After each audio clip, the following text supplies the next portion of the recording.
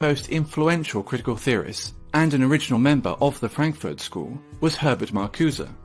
A cursory glance at any paragraph written by Marcuse will set alarm bells ringing for anyone even remotely familiar with the current culture of intolerance on college and university campuses. Consider the following passage from his 1965 essay, Repressive Tolerance.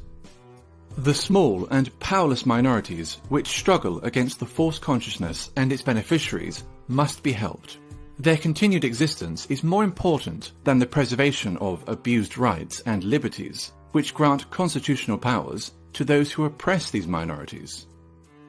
Social justice, feminism, neo-progressivism, and post-colonialism, to name but a few, are all movements inspired by or born out of critical theory, and thus all come under the umbrella of cultural Marxism. Be it gender, sexual orientation, family, race, culture, or religion, every aspect of a person's identity is to be questioned, every norm or standard in society challenged, and ideally altered in order to benefit supposedly oppressed groups.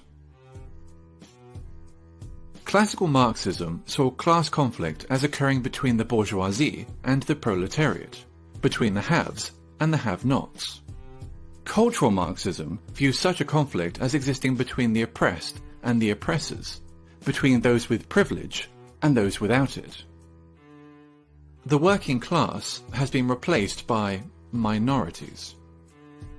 Majority groups are typically defined as privileged and oppressive, with minority groups accordingly labelled underprivileged and oppressed. Heterosexuals are oppressive. Cisgender people are oppressive. Whites are oppressive, especially white men. Christians are oppressive. Those that do not fit into these groups are thus considered oppressed.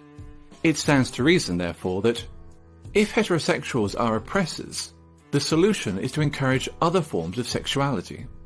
If whites are oppressors, the solution is racial diversity.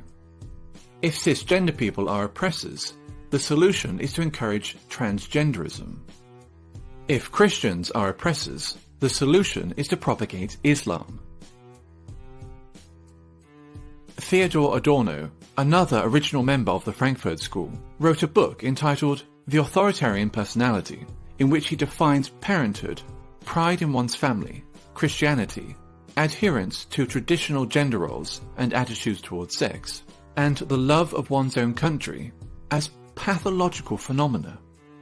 This tendency to pathologize opinions and life patterns, which are not in accordance with its own political ends, is characteristic of cultural Marxism. Differing views are thus described as irrational fears or phobias.